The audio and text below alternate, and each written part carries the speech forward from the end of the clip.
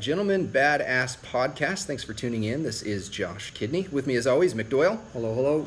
You're looking at us a little bit different today than normal. If you're watching on YouTube, that's because we've got good friends Skyping in from Ireland. We've got Artem, the Russian Hammer Lobov. Artem, thank you so much for joining us today. Thanks so much for having me on the show, guys. No problem. So, with all of our guests, we kind of like to get into the background to start with. And I know a lot of the people that listen to this podcast are probably MMA fans, but there's probably several that aren't. So let's start out with, a little bit of your childhood, what it was like growing up for you, what it was like in school, and then maybe what it was, what got you interested in training and competing in MMA. So I just had a normal childhood, I guess. I always wanted to do martial arts. I remember as a kid, asking my mom, could I please do boxing? But for some reason, she never let me. And she used to always say, no, you'll get your nose broken. I don't want you doing boxing. And actually, funny thing is that my nose is the only thing that I never broke still to this day. Even though I've been in some wars, it's like, I don't know, it's because she said it. I guess, protected my nose that little extra. So I never really got to do it as a kid. In fact, as a kid, I did ballroom dancing. My mom, wanted me to do it, and to be honest, I didn't really mind it. I can't say that I hated it. It wasn't too bad. I used to be surrounded by women. Now I wrestle sweaty men. It's where it went wrong. So I didn't really get started in martial arts until I was 21 in MMA. I was studying in university in Ireland, and I was just walking, and I saw an ad on the wall just saying, "Would you like to learn self-defense?" And there was a picture, like a UFC picture from one of the fights, and it was both guys were covered in blood, and I just thought, okay, this sounds like something I always wanted to do.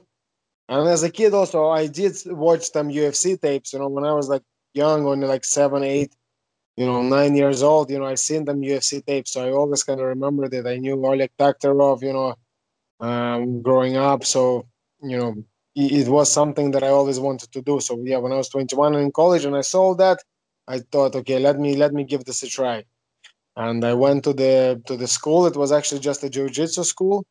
And there was also a boxing club there as well. There was a Polish boxing club. This was all in Ireland already. Okay. So I just started doing a bit of boxing in the same place, and I started going to jiu-jitsu about like twice a week jiu-jitsu and twice a week boxing. And I did this for about 2 or 3 weeks. And I went up to my coach, I remember at the time, and said, "Look, when is my first fight? I'm ready. I've learned the triangle. I've learned an armbar. I've done my few boxing classes already. I'm ready to go. I want to fight." Put me in, coach. Exactly. And he just looked at me and said, "What are you serious? Like, this is, you have to train, this is no joke. Like, you have to properly train." He said, "Maybe then you can do like MMA league. Used to have this thing called MMA league in Ireland. There is no headshots. You just kind of body shots, and you wear all kinds of protection as well. It's like an really amateur level." So he said, "Well, you have to train, you do that." And I was like, no, I want to fight. And I kept nagging and telling him, and then he said, "Look, well, if you're really serious about fighting, then you have to train with John Kavanagh in SPG, because he himself was only a blue belt under John." So that's, I kind of remember that, and I went to John then, and that's it. The rest, as they say, is history. What age were you when you moved to Ireland, Artem? When I moved to Ireland, I was 15, almost 16. What brought you there? I just come from like an immigrant family. Me and my parents, we moved from Russia when I just turned 14, and we went to Argentina first. We lived there for about 2 years, and then we moved to Ireland. Okay. So when you started training, was that at Straight Blast Gym right away? You were just training under a different instructor, or?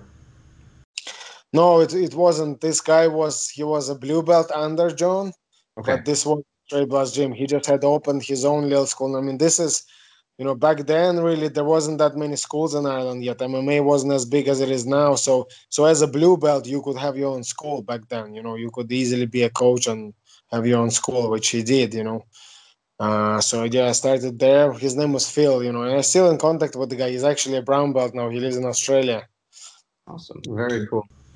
So then transitioning from that coach to training under John, did you do that immediately? Do you go right from that coach to training under John? No, not exactly, because when I was training with this guy, the blue belt, I trained with him for about, I think, 6 months or so. And actually, funny story, because I ended up getting my blue belt 3 times. Really? So I had trained with this guy who was a blue belt himself, right? I had trained with him for 6 months.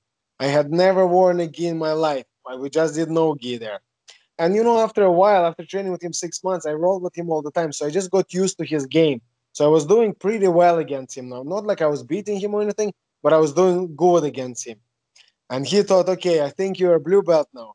So he called this brown belt guy, who was a Brazilian guy, just living in Ireland, to test me. And I rolled with this guy, which is, again, the Brazilian guy wore gi, I wore no gi. And we just rolled for a bit, and he was like, yeah, you're blue belt. So they gave me the whipping, with the belts and all. I got my blue belt, all happy. And then I moved to Germany on an Erasmus. Erasmus here is like an exchange program here in Europe where you go to learn a language. So I was in university at the time. So I moved to Germany, to Berlin for a year. So when I moved there, I wanted to find the jiu-jitsu school immediately. And I came across Team Alliance Berlin. And the coach's name was Ulf, and he was a brown belt under Marcelo Garcia's coach Fabio Gurgel at the time. Yeah. So I bought a gi for the first time. I went there, I signed up. I bought a gi for the first time, put it on. I brought my fucking blue belt that I had got to the guy in Ireland, and I've never worn a gi before. I come to a fucking class, and I'm not messing. I got tapped out by every white belt in the fucking building. Girls, kids, and all were tapping me.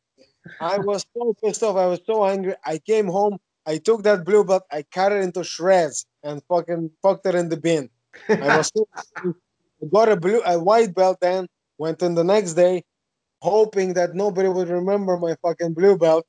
Put a white belt on, and I trained there for 9 months as a white belt. Then, and at the end of 9 months, I did a seminar with Fabio Gurgel. He came over for a whole week. It was actually, still remember to this day, like, very good price for a seminar. It was like, I can't remember, 100 euros or something. It was like a 4 or 5 day seminar.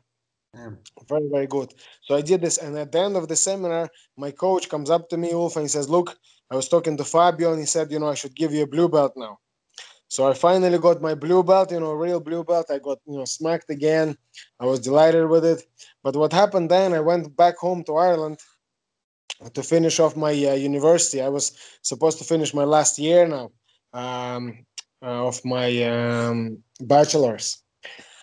So I went back, and because this was my last year, and I was living so far away from university, and I had no money. I had a bicycle, so I would have to cycle to training all the time. So, and it would take me an hour to cycle there, and an hour to come back. And I was working as well. I was working part time, to support myself and pay for my college. And I was in college, obviously, last year studying. So I didn't really make it to training that often. I'd make it once a week, twice a week, and I tried to do, mix it up, sometimes striking. So I basically did no jiu-jitsu for about a year. So then I was like, right, this is not fair. I cannot wear a blue belt now that I got from basically Fabio Gurgel, and I'm not a blue belt anymore. That's going to be disrespectful. I'm not going to represent him well. I'm not going to be a real blue belt. People roll with me. They ask me who you got blue belt from. I say Fabio, that's going to look bad on him. So I just put my blue belt at home, tucked it away nicely, put a white belt back on, and went in as a white belt again. And then I trained with John as a white belt, and then got my third blue belt of John, and that's how I got my 3 blue belts. All right. And that's the one that you kept then. So what belt are you now? Do you still roll in a gi, or is it just strictly all no gi now? I mean, I'm still a blue belt, but with John, it's very hard to get belts, especially if you don't roll in the gi. And I never really roll in the gi, but whenever I roll with other belts, obviously higher belts, I feel very comfortable. From anybody, from black belt to any belt, really. So when you train long, it's not really. And to me, belt has never really been about the belt, the color. It has always been about a skill. To me, when I say I want to be a black belt, what I mean is I want to possess skills of a black belt, not actually wear the black belt. I don't actually give a fuck about the belt itself. It's the skill that I'm after. Perfect. Now, we first met at the old gym, at the old SBG, right? On, was that the Long Mile Road? Where was John's old gym? The one that was upstairs, that cold fucking damn brick building with the big yellow mat. Yeah, that's it. John loves yellow for some reason. I don't You know. know, always fucking yellow. I think, is that where we first met? Did we meet in Iceland first? No, that's where we first met, I think, in Ireland. It was in that old gym, yeah, on Long Mile Road. So that had to be probably 7, 8 years ago, maybe. I'd say so, yeah. Maybe. So how long have you been training then altogether? So altogether, I've been training about now 11 years. Wow. 11 years. And I was going to ask, it seems like you've trained all over the world in many different places. And I was wondering, did you notice any big differences, from Germany to Ireland to, wherever else you've trained in the training methodology or the training styles at all? Yeah, no, I guess I was lucky enough to kind of find John when I compare him to my time in Germany as well. That gym was very good also, In jiu-jitsu, I think especially, back then was most of the guys that if you came across a black belt, they were legit, they had skills, and if you go all the way, if you complete that whole jiu-jitsu journey from white belt to black belt, you're going to end up a good coach, I feel. You will learn so many lessons along the way, and you will be able to pass on the knowledge. You will have your ego will be in check 100% by the time you reach black belt. And those are the qualities that you need to be a good coach and to pass on the knowledge to next generations. So I think I was lucky enough to come across guys just exactly like that. And in John's, obviously, face as well as in the coach I trained with in Germany. Okay. So when we first met, there was one SPG gym in Ireland. How many are there now? I actually couldn't tell you. Like, honest to God, I actually could not tell you how many SBGs are here in Ireland now. But many. Is it over a dozen? It's over a dozen, you think? I'd say so, yeah. I'd say so. Which is incredible for a small island, to have that many high-class jiu-jitsu gyms. There's a lot of MMA gyms, you have to remember that as well. Okay. Yeah. So when it came to your training then, you talked about wanting to compete a couple weeks after you started. And then when did you finally start competing? And then, what did that look like, ramping up your training and then eventually making it to the UFC? So I think I started then fighting and training when I graduated from college. Because then I just had a lot more free time, and I just went straight over to John and said, "Look, I'd like to fight." And I think this was like end of the summer, let's say August or something.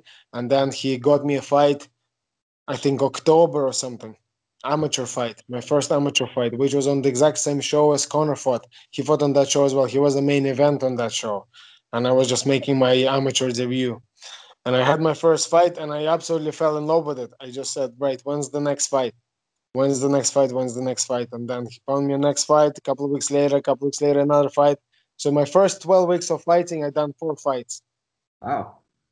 And I wanted more. Like, I wanted more fights, but there was just no more fights because back then it was strange, because the rules were really like weird. The rules, like amateur even rules. You wore pro gloves, but there was no strikes on the ground, no head strikes on the ground.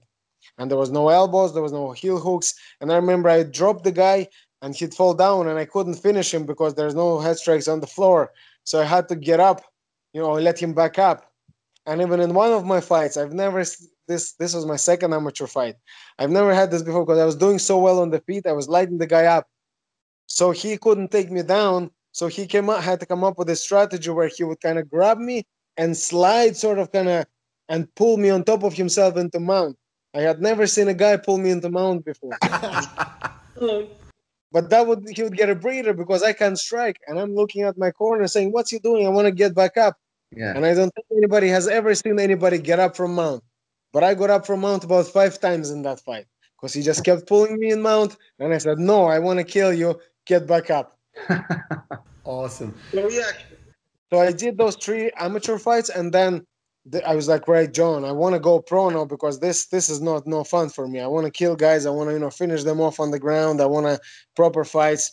So it's like, right, okay. So my 4th fight in this 12-week period had actually been a kind of not really a pro fight. It was a pro fight. It's on my record as a pro fight, but it's actually, they used to call it B class fights, which was really weird. There was just 2 5-minute rounds, no elbows, no heel hooks. But for some reason, it counted as a pro on my record. And I remember I took that as well. It was at lightweight, and I took it like on 4 days' notice or something. And I was like, yes, happy days. Just give me the fight. I don't care. And it was at 70 kilos, 155 pounds. But back then, I used to be tiny. I used to walk around at like 152, 153. So I'm fighting 155. So in order not to like look stupid, I would drink a lot of water before the weigh-in. So when I step the scale, it looks like I'm there. I'm 155.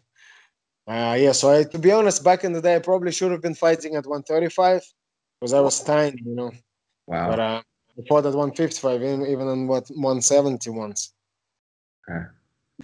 Now you mentioned Connor earlier on. So I mean, you guys obviously have known each other for a long time, and you two at this point would be kind of considered the OGs of MMA, right? In Ireland, you, Connor, Paddy. Definitely, definitely, Paddy, yeah, Paddy as well, Connor. I mean, all of us, that wave, that first wave of fighters, we would all be considered old school at this stage. And I remember where it all started. It was actually, there was a show called Cage Contender in Ireland, and that was kind of like the first sort of big show, what we would call it. Now it's a tiny little show, like compared to UFC or Bellator or any of the shows nowadays. But back then for us this was huge. It was a big show for us, and that's when kind of like really started. After that when that show came onto the scene, we all started really training together, really serious, and the team got really serious, and then we started doing team sessions around that time, because up until that point we didn't even have like pro team sessions. There was just sessions.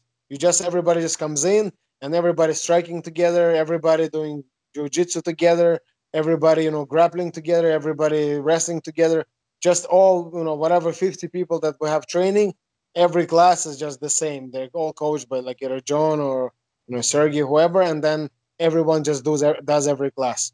And only then, around that Cage Contender time, that's when we decided, we started doing like proper kind of like team sessions. It became like more, we had like a timetable for that, and it became a lot more serious then. Okay. Yeah, I was going to ask, with kind of the explosion of that, especially with SBG and all the new, the new facilities, are you finding that you've got a lot more training partners, or is it still kind of the same core group that you're training with? Well, there's definitely training partners. That's one of the advantages that we have now, because there's all sort of guys come through the gym all the time. So, some of the best strikers I'm training in the gym at the moment. Some of the best grapplers come to train. Some of the best wrestlers. I mean, I'm talking like Olympic, medalists, gold medalists, that come through the gym. So you get an opportunity to test yourself against these guys. So of course that's a big advantage now. Training partners, there's no shortage. Because back in the day, when we were just starting off, there was no training partners. You end up sparring heavyweights. You end up sparring, whoever. I remember like back in the day, the heavyweight from back then, he wasn't in the UFC actually. Cyril Asker, French heavyweight who is in the UFC at the moment. But back then, he wasn't in the UFC. He comes to train with us. We have no one else, so I'm a featherweight. I'm sparring him. We spar each other, and that's the way it was. We just all spar each other, and there was no really questions asked. We just fight. At what point did you think, hey, not only do I want to do this, but maybe I could actually make a living from this? How long after starting did you kind of think, this is definitely what I want to do? Yeah, it's kind of hard to distinguish, because I kind of from the start I had like a dream, like I was like really would want to do it, as a job, would want to get into the UFC and all, but I didn't really think I could. I just thought I'm going to be working in the bank, and this was just like a dream. But it's the dream that kept me training all the time, over and over, even when things are hard, and you're in college and you have to work as well, and you're barely sleeping, but you still want to go back to the gym because you don't want to waste time anymore. I feel like, right, I've started later than most, so I should kind of try and catch up here. So you keep going and keep going. So, and I'm not sure when that dream became a reality for me, because the dream was like a reality to me. You know what I mean? And that's why I kept going. It's kind of a weird one. You don't really think that it's going to happen, but at the same time, the dream is so strong that you at the same time feel like it is going to happen. So you're one of those fighters that just enjoys training, whether you're making a living or not. You'd still be doing this anyway. Yeah, that helped, of course. And not only did I enjoy training, which I found many people enjoy training, but I enjoyed fighting, which many people don't. I noticed, many people, they don't really like fighting. They enjoy the training part, coming to the gym, even the sparring, everything. But come fight time, they don't really like it. And I found very quickly that I actually love that part the most, is the fighting part. So what is it that you like the most about it, or can you explain kind of what it is that you like about fighting? Yeah, I don't know. It's hard to say. I thought about it many times, but it's hard to say. But it's a very peaceful, place. It kind of seems like it's a place of chaos. You're in a fight. But actually, it's a very peaceful place, because when you're in there, there is no financial crisis. There's no cancer. There's no global warming in there. There's nothing. There's just you and the fight. You don't think about anything. There's no worries in there. You just fight. So that's, I guess that you like that, you crave that. Gotcha. It's just raw. Exactly. It's natural. So let's say you never ended up in that gym doing jiu-jitsu. I think you said you worked at a bank. Let's say all you did was work at a bank. How would that affect you mentally? Would it drive you crazy? Would you have to find some other like adrenaline outlet? How do you think you'd be if you didn't have MMA and that type of training in your life? I'd just be a hell of a good banker right now, and if I wasn't, I'd keep going until I became one. To me, I don't believe. You have to try and, no matter where you are, before you judge it, before you think, say what it's going to, try and become good at it. Wherever you are, or else if you're not going to become good at it, then don't do it. Then don't do the thing. You know what I mean? If you're not going to become good at it, then change it, and take something that you want to be good at. But if I was in your situation, like you said, I'm stuck there and I'm in a bank, and I'm there, and let's say I don't want to leave, well, then I'm going to make sure I become a goddamn good banker. That's for sure. I'm going to keep going until I'm at the top. Back in the day, I remember when my first ever job, one of the first ever jobs, I was washing dishes in a restaurant. I was about 16 years old, and I remember I was like, started my first day, and I was washing the dishes, and they were piling up. Like, I wasn't keeping up, because, well, I didn't really know how to do it properly. I was just doing it like I would at home. And then one of the chefs asked me, "Hey, do you want to take a break? Are you hungry?" And I said, "Yeah, sure, I'll take a break." So the chef cooked me some meal. I went into the back room. I'm eating, and when I come out, I see there's a pile of dishes, and my boss, the guy that hired me, is washing the dishes for me. And I was like, "Man, this is not right." I straight away understood, okay, I messed up here. For the next 2 weeks, I didn't take a break. I literally, every day, they would be asking me, "Do you want a break?" No, until I was able to clear every single dish. When I cleared all the dishes and it was empty, I went up to the chef and said, "Okay, I'm ready to take my break now." Because I knew, you have to work hard. You have to always be good at your job. And I washed them dishes, man, like they were golden. You could see your reflection in every single one of them. Awesome. And it didn't matter to me that it was dishwashing. This is how you. Do you know what I mean? And it's so important for many reasons. For yourself, number one, and for your reputation. First you work for your reputation, and then your reputation works for you. You know, Now, if I was to get in contact with my boss from back in the day, of course, yeah, he knows I've moved on, I've learned many things. I'm not gonna wash dishes again. But let's say I was applying for as a manager in that restaurant. He knows my work ethic. He knows that I'm going to work my ass off, and I will not stop. And this will serve you for forever. And I always do that at everything. The same in MMA. My goal is to become as best as I can be, the best fighter that can possibly be, and I'm doing everything to achieve that goal. And I truly believe, in order to achieve that, you have to constantly challenge yourself. You have to constantly, fight the hardest fights. It might not look pretty on your record, but it does wonders for your improvement. And there's proof for that everywhere. There's proof for that everywhere. I mean, it's like if you don't challenge yourself in fights, it's like a 100-meter sprinter that never sprints at full speed. How is he expected to win the Olympics if coming up to the Olympics, he has never run at full speed, not once. He won. So I think. So your dream is to get to the UFC. You've done that, but your path to the UFC wasn't the kind of traditional path anyway, which kind of ties along with what you've basically been doing your whole life. Like, you don't take the easy way to get to the UFC. So you got there through the show, right? Yeah, I got that through the Ultimate Fighter. Yeah, which was a great way to actually get on there, because it's good for many reasons. Number one, you get a lot of airtime. Let's say you get into the UFC as most people do nowadays. Let's say as a late replacement, or something like that. You most likely you're on the prelims. You just have your little fight.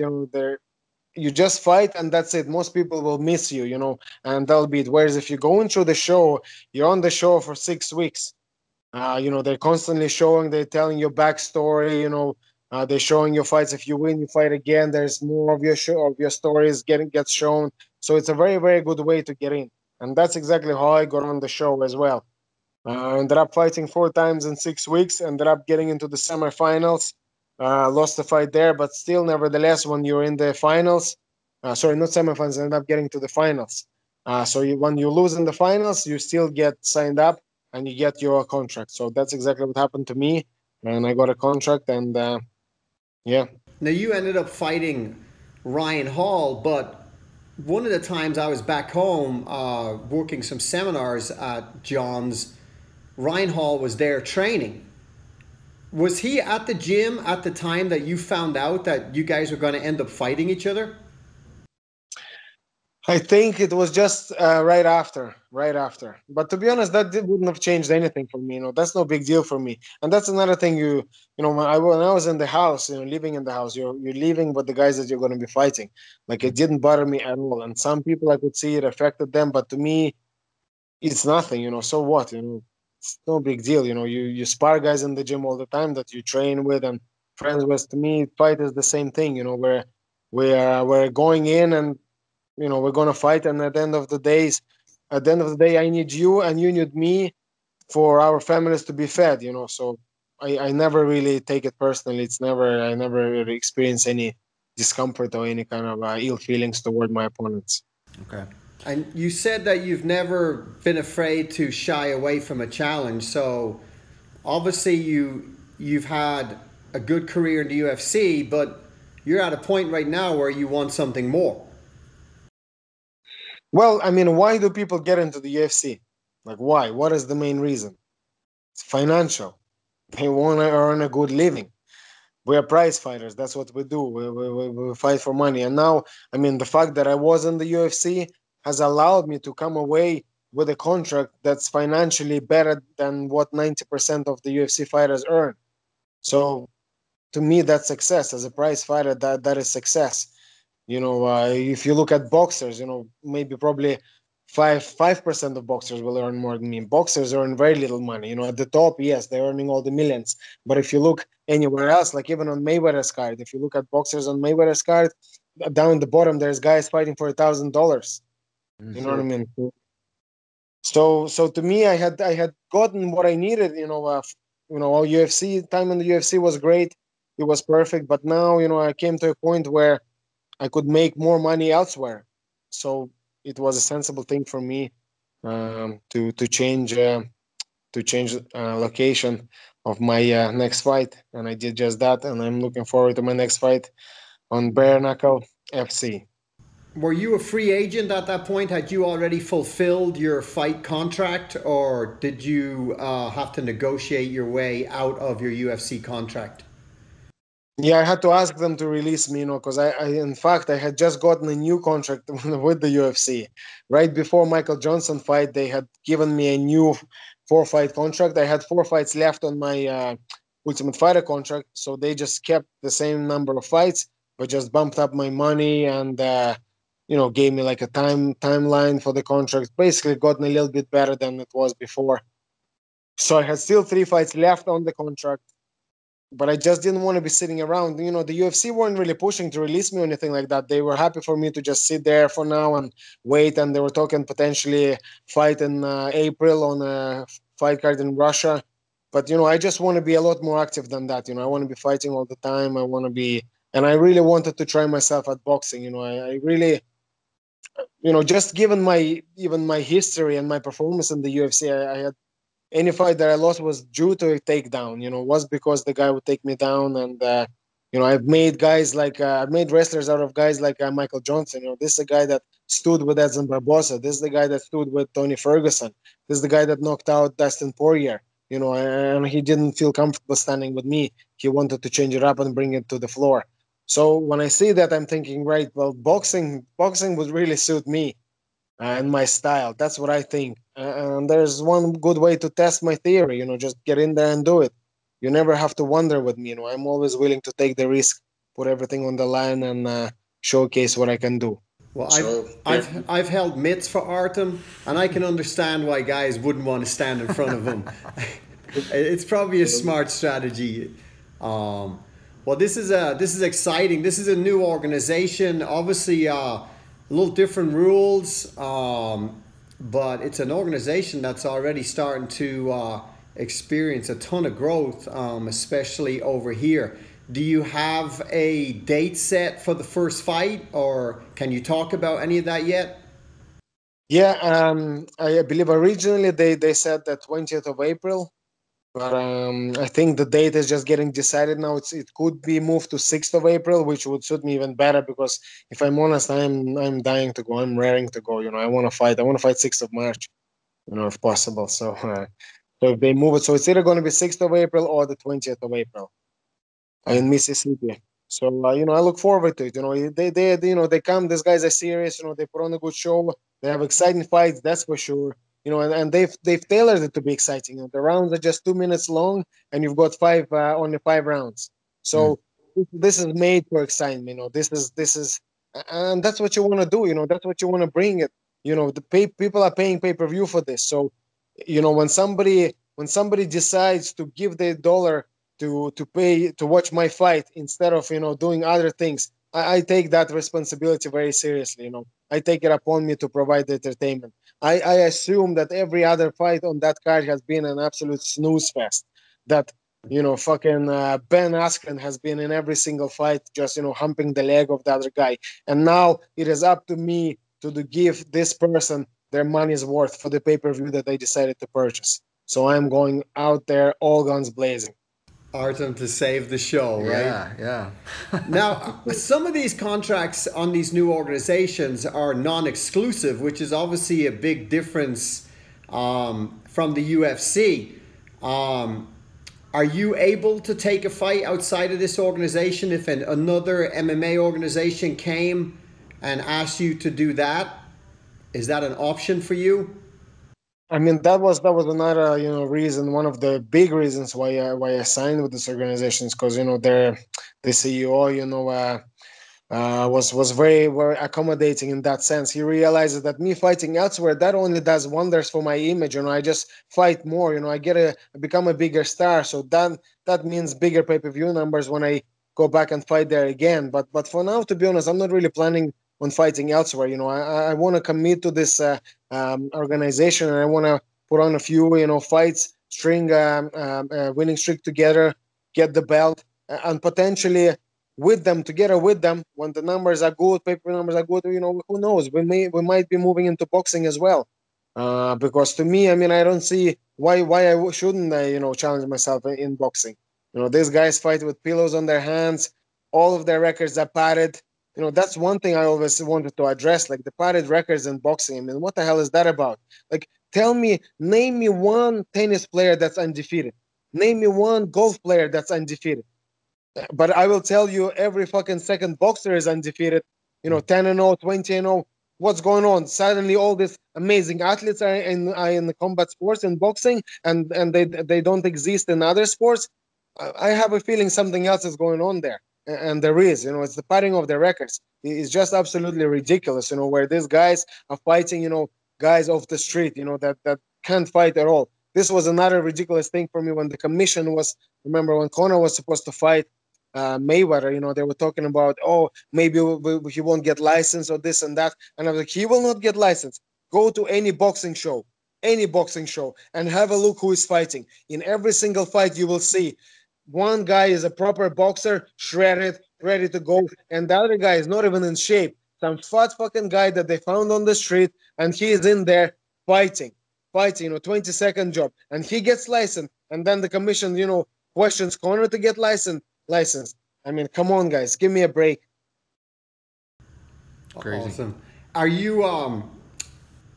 Are you influenced at all in your decision by watching the success that Conor has had in building one of the biggest boxing fights in many recent years, and going much longer against Floyd than most people even gave him credit for? Does that excite you to maybe switch over to take on some of these would-be champions, supposed champions? Would you love to get your hands on some of those guys too? Yeah, for sure. But just being part of the whole of the Conor camp for Mayweather fight, that was just incredible. Such a great experience. But I honestly, that's, if there was one fight that I really wanted Conor to get a rematch for, it would be that one. I honestly feel like it's there for the taking. Conor could have beaten him. I still think the fight could have been let go on, a bit longer. It was stopped a bit, too soon. I mean, what happened to those crazy boxing fights where the guy gets dropped, gets back up again, the other guy gets dropped? I mean, how are those fights never been stopped? And here he gets hit, 3-4 times, and suddenly they stop the fight. I mean, come on now. Like, this guy's an MMA fighter, give him a chance to fight, you know what I mean? Don't stop the fight so soon. And the fans as well. Once again, paying pay-per-view and all. Give them the proper show, come on. These guys know how to defend themselves. They've been in many fights. They're professionals. They know what they're doing. So just let the fight go on. But whatever. Still, I think with a little bit more prep time, I feel the rematch would have been a lot closer than even that one. Even though Conor did have a lot of good moments in that fight. As for myself, I would absolutely love to fight any one of those guys, whoever, Paulie Malignaggi or whoever. There's Floyd's guy now, the up and coming guy. What's his name? Gervonta Davis. Gervonta Davis, yeah. Anybody in there, I would fight. These guys, they lazy, they look this devastating, because they like I said, their records are getting padded. And then when it's a real fight, it's always a decision. Whenever they have a real fight, it's always a fucking decision. There's suddenly it's no knockout artists no more. Of course you're knocking people out when you're getting fucking handed all these guys that can't fight. Of course there will be knockouts, but what is there to be afraid? A guy that's been spoiled, he's like, look at even that fight. He was on that card with when Conor Mayweather he fought as well. He nearly missed weight. I think he missed weight, came in, out of shape and all, and that's why, because they're lazy. They know the fight is getting handpicked for them.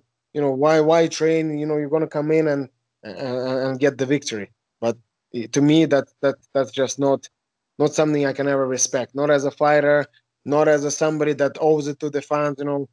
You owe it to the fans to show them a real fight. They're paying to come watch you fight. Give them a real fight. That's the way I see it. I like that. So it sounds like, from everything that you've said today, you've got a really strong drive, a really hard work ethic. Would you say that's something that you were born with? Is it something that you've developed over the years, or how did that come to be for you? Look, I don't know if it's something you're born with or something you just acquire, but I think more so it's something that you cannot survive without. I just wouldn't be here if I didn't have those qualities. I had to. Like, I remember when we first came to Argentina. I was 14. We landed there, an immigrant family, not a word of Spanish. We had no money in our pocket. We get this hotel that's just, it's called hotel, but really it's just a room with no windows, nothing. You're sharing bathroom with 50 people. You're sharing a kitchen with 50 people. Remember, my mom sat down on the bed and just started crying. We had enough money for one ticket back. She was going to send me back home to Russia. But then they wouldn't have no money for food or anything like that. So we just opened the dictionary, look up 3 words, I look job, and we just went from door to door all around, Buenos Aires, knocking on every door saying I look job, saying those 3 words, me, my mom, and my stepdad. We didn't care if it was a restaurant, if it was a petrol station, shop, whatever. We just went, from door to door, day after day, from 8 in the morning till 8 in the evening. I was never walked so much in my life, exhausted. But you just need that drive to survive. There was many other people in Argentina that also came from whatever Ukraine, Russia at the time, and a lot of them were living on the street and they said, "Oh, no jobs, no jobs." But some like people like us that we just wouldn't quit. There was no jobs. It was hard to get them, but we just wouldn't stop until we got one. And eventually, my stepdad managed to get a job as a mechanic, and things got a little bit better. Then we had at least money for food and shelter. But this is what you need to survive. This is what you need to get here. So Okay. Why did you pick after Argentina? Why did your family pick Ireland to go to? What was the attraction there? Was there? this time we decided to do a little more research into it, because when we left Russia, this was like the 90s, crazy 90s. There was the economy was completely destroyed. There was a huge crisis there in 98. You just couldn't survive. You could not survive. Like you people were earning $50 a month. It was crazy. Things are a lot better now. Russia is in a completely different spot right now, but back then that was the scenario. So we just didn't think anywhere could be worse, and we just decided to go. Argentina was an easy enough place to go to, so that's where we went. But we didn't realize things could be worse because there suddenly we didn't know anyone. We had no money, we had no language, no connections, so it was very, very hard. So the second time around, we decided to do a little more research. Like, look, can't do the same thing again. So we looked into Ireland. It was the Celtic Tiger. Ireland was booming at the time, loads of jobs. My stepdad went over first. He got a job, and then me and my mom followed. Now Okay. you've always flown the Russian flag and the Irish flag every time you fight. You've obviously fought in Ireland. Is it still on your bucket list to fight in Russia at some point? Absolutely, yeah, I would absolutely love to fight in Russia, and I definitely will do everything in my power to make that happen. For sure, I mean, to me, Russia, that's where I was born. It's the motherland. But Ireland, it's become my homeland now as well. This it's a country that's given me so many opportunities. I've become a fighter here, so that's why I say, born in Russia, forged in Ireland, and I raise my flags at exactly the same time every time. It's awesome. I love that word forged. I mean, part of what we're trying to accomplish with this podcast is really kind of help men grow to another level. I know that, for me, I was pretty soft, and then I started training with this guy, and I realized, what hard work actually was. And, you see people all the time that half-ass everything. They half-ass their training, they half-ass their relationships, their work. And so hearing from a guy like you that's really just like busting his ass on everything, what would you say? That's one thing I hate in life is mediocrity. Mm, Mediocrity is the death of everything. I tell you why. Like if you have a guy, let's say, doing a job and he does a shit job, he does a bad job, he will not last there. He will get fired and will get replaced. But you see, if somebody does a job mediocre, just it's not really great, but it's not shit enough to fire him. He will stay in that place, and there will, never that place will never progress. It will never achieve, greatness. It will never go to the next level. That mediocrity will just fucking kill it. It kills enthusiasm. It kills everything. That's why I hate mediocrity. awesome. So what would you say to someone who, might think they're too good to work at McDonald's, or they don't think the paycheck at McDonald's is enough for them? Like, how do you motivate someone like that to actually get their life in gear, get their ass in gear? Yeah, just always, always work hard. You have to always, and remember, even if you're working in McDonald's, doesn't matter. You're working for your reputation. Today you're in McDonald's, but tomorrow, let's say you're applying for a bank manager. And then I remember that back in the day when we worked in McDonald's together, you were a lazy son of a bitch. You didn't do any work. You're always late. You didn't care. So now you're coming into as a bank manager. I'm thinking this is your attitude. You've worked for your reputation and now it's working for you. Now it's doing bad things for you. Whereas if you worked in McDonald's back then and I always known you, you're always on time, you always worked hard, you really showed enthusiasm and you showed yourself as a hard worker. Well, now all these years later, I see him like, no, I remember this guy's a hard worker. He's still going to have that attitude. It's going to do wonders for you. I know it's kind of very basic way of looking at it, but it is life. Life is all about your reputation. You can only lose it once. Well, and I think some of what you're saying too goes along with the immigrant mentality too. Obviously I'm an immigrant over here, born and raised in Ireland. I moved here when I was 18, but we recently had a guest on our podcast, a Special Forces member, who basically said that the best Americans weren't born here. And I think that's even the case in Ireland now too, because we've become such a melting pot of a country, such a small country. When I go home now, I'm almost shocked when I hear a Dublin accent anymore.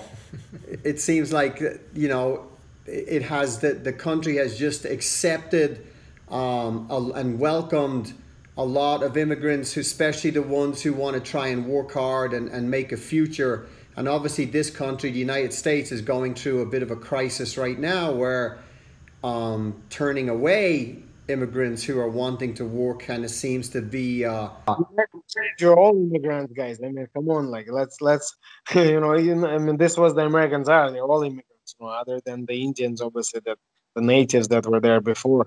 Everyone else is an immigrant, So it's kind of funny that they're turning immigrants away now when they are all, in fact, are immigrants. Yeah, maybe if the Native Americans knew how to build a wall, that might have kept them out, maybe. Yeah. Back then, the wall probably would have actually worked. Come in handy. All right. Well, I think we are running out of time. We don't want to keep you too long. Do you have any final questions, Mick? No, I just I've known Artem for a while, and he was one of the first guys from the kind of OG MMA scene that I wanted to reach out to. I've always been impressed with Artem's work ethic and just his humility as a fighter. He's just you are a raw, rare warrior in this day and age, and I have always appreciated that about you. And you're always willing to soak up new information. And I've just always been impressed with the way you're willing to literally go out on your shield in a fight. And like you say, when I see your name on a show, I always can't wait to watch your fight, because I know it's gonna be fireworks, and you're gonna go there for the kill. And I hope that you I'm sure you will, but I hope that you continue with that attitude. And I am actually very excited to watch you in this bare knuckle arena, because I think you're tailor made for it. Absolutely, I can't wait. As Mr. T said, I pity the fools who have to step in there against you in a bare knuckle arena. I don't think those 4-ounce MMA gloves gave many guys much protection anyway, and I pity the outcome of guys getting to feel the Russian hammers drop down on their skulls in this arena. So I want to thank you so much, Artem, for joining us on the podcast. It's always a pleasure. You're always fun to talk with, even when I go home and train and run those team sessions at John's. Do you have any parting words for any kids thinking about getting into fighting? 16, 17, 18 is kind of when you got your interest peaked. What would your advice be to someone that age? Keep showing up. You just have to keep showing up. You just have to keep working hard, and that's it. Go out there, compete as much as you can, do all the competitions, see all the mistakes you make, fix the mistakes, and go back in there, try again. Get another, set of mistakes, fix those, and go back in there until there are no mistakes left, and then you're a UFC champion. Awesome. Well, thank you so much for coming on. We really appreciate your time, and we are really looking forward to seeing you in Bareknuckle FC. Thank you so much, guys. It was a pleasure talking to you. I will speak again soon, Artem. Take care, buddy. Have a good night. Thank you. Bye-bye. Bye. All right, so we just hung up with Artem, and what a great interview that was. I was super nervous on the tech side, making sure everything was good. I definitely didn't want to lose any of it, but we've got everything. And man, what good information, what a good mindset. Man, can you imagine if more people had that type of mindset that he has. Maybe not necessarily just for fighting, but you know, if he's going to be a banker, he's going to be the best damn banker he can be. If he's going to work at McDonald's, he can be the best damn McDonald's worker that he can be. I don't know. That's inspiring, and I'm going to redouble my efforts to do the same. So along those lines, we have got a workout of the week and book of the week for you. So the workout of the week is going to be very simple. What you're going to do is take a timer. You're going to set it for 10 minutes, and you're going to see how many burpees you can do in 10 minutes. I did this workout myself 2 days ago, and I got 183 burpees in 10 minutes. My goal was 200, which really it comes down to doing 20 per minute for 10 straight minutes. I couldn't quite do that, but I did do better than the last time I did this workout. I think the last time I hit 174. So I'm still going to keep pushing for that 210 minutes, but once again, very simple. Set a timer for 10 minutes. See how many burpees you can do in 10 minutes. And honestly, you know, it doesn't matter if you try to bust out this workout and you only do 40 or 50. It's a baseline. You know, you've got a starting point. So, you know, give it a try and work up from there and improve. For the book that I'm going to be sharing is a book called The One Thing, and it is by Gary Keller and Jay Papasan. I've read this book actually more than once. I really enjoyed it. The whole idea is focusing on what is important and making sure that you do everything in your power to put your focus on what is important. And a lot of times that really comes down to achieving one certain thing in a day. Sometimes it's hard to focus down on one. For example, for me, the first time I read this book, I was like, you know, my one thing really is guitar. I really need to practice guitar more. So in 2017, I made it a goal to practice guitar every single day. And I did that for 20 minutes every single day in 2017. I actually missed, I think it was June 15th on accident. I'm still kind of annoyed at that, but I've continued that practice, and it has completely transformed my guitar playing. So I would say find your one thing. What is it that is the most important to you? And really focus on taking steps to get better and to achieve that goal every single day.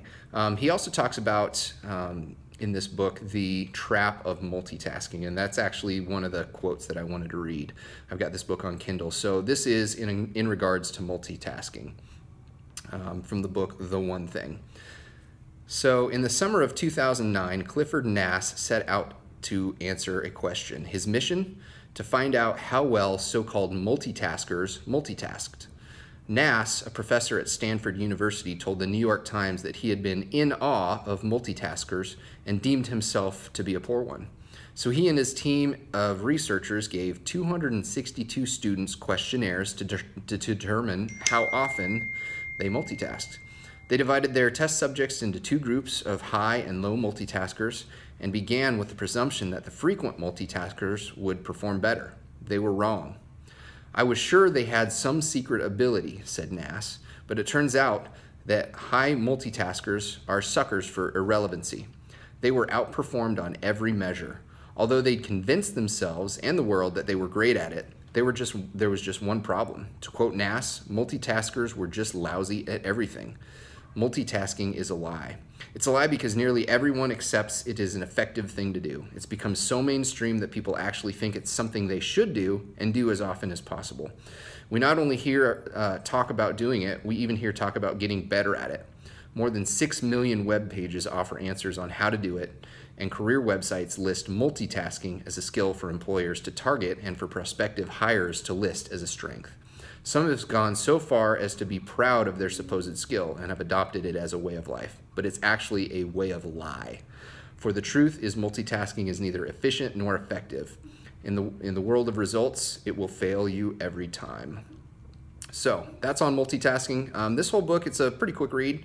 You know, if you're reading an hour a day, you might finish it in a week. But lots of good information, and it's one of those books that I actually took some steps from and improved my own life. And I'm still, I'm not as great as practicing every single day. I'm a little bit busier now, but I still practice guitar almost every single day. And once again, it's completely transformed my guitar playing. So that is what we've got for now. We'll go ahead and wrap up. Go ahead and visit us at thegentlemanbadass.com. You can get merch. You can look at our Patreon. We're on YouTube. I actually did a video of the burpees in 10 minutes workout that I did a couple days ago. It's humorous. At least my wife thinks it's humorous. She likes seeing me in pain. So if you like seeing humans in pain, that's probably a funny little video to watch. Other than that, yeah, please subscribe on any of your podcast providers. Subscribe on YouTube. Like this video. If you like the type of guests that we have, that's what it's going to take for us to get more of these high quality guests like Artem. Because, man, what a great interview. I sure hope that we can do this more often. So that's all I've got for today, and we will see you next time.